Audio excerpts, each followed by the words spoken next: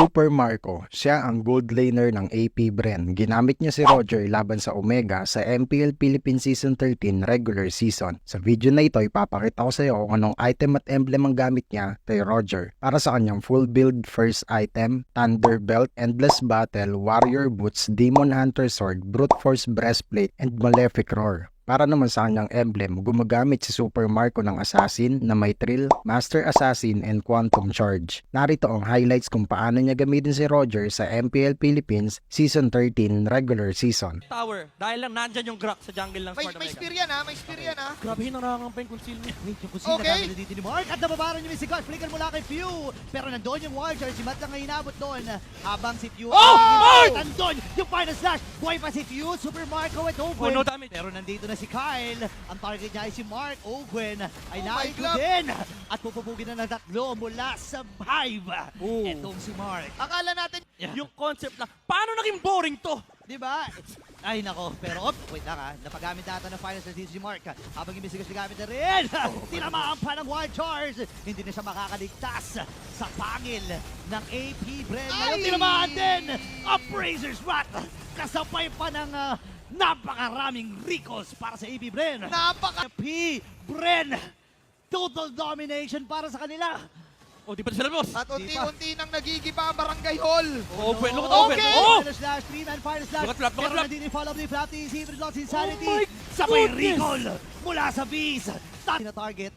Siya ang apple of the eye dito. Oh, Pero ngayon, Kyle! tatamaan itong si Luis. Oh Flick na my gamit na. Pero si Kyle, goodness. si Apple pa. Ito yung knockout strike. Kaya lang, andito Marco, si Super Marco! Marco. Nakaamoy na ng dugo si Super Marco. And nandun yung kanyang macro. At ngayon naman si Mark ay napalalim din ng bigla. Pero andun yung follow-up. Look at Kyle! 2-man down para sa side ng Smart Omega. Si Kyle TC 1v1 with the Lord. Sabi niya, kaya mo na yan Marco, Lord na ako, Objective Gaming. Yung harang ni Marco, alam niya may mag-check bush. Yung jungle. Matsila Hindi mag-isa. pa tapos, hindi pa to tapos. Andun yung Oh, taunted. the hold! Sila! The hold! Ibinigay na niya lahat. Godlike na dito si Super Marco.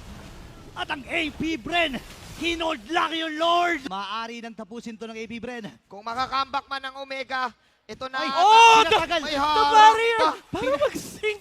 Pinatagal Oh my pa. goodness. Pinatagal pa pero para nagmamadali ng AP Bren. Nailapag na dito si AG Boy. Pero kompleto ba sila? One charge. Okay. Ang terrify, Matt. Tatakbo sana pero yes, nakakatakas Omega. na dito. Pero si Flapty sila roon. Yung Lord ay DJ. magtulong Luis. nila. Luis. Andito pa yung mga minions. Luis ay narito rin.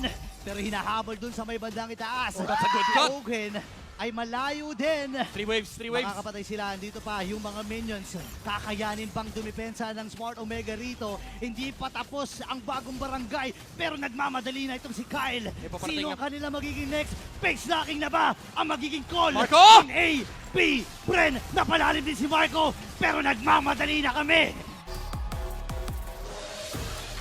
A, B, Bren. For sure, for the side of Omega. Pero sobrang kulang talaga. Unfortunately, di rin talaga nila kaya pigilan si Macroman, Super Marco on the Roger. Amazing performance, 8-0-1 ang kanyang KDA. And yung utilization lang nitong hero na to, hindi siya greedy, hindi rin siya yung aktibong sumali sa team fight. He's there when necessary. And yung control nila sa mapa is really dictative of what Smart Omega can actually get. Kumbaga, si AP Bren ang nagdidikta kung saan sila pwede pumesto, habang si Super Marco naman yung kumukuha ng macro objectives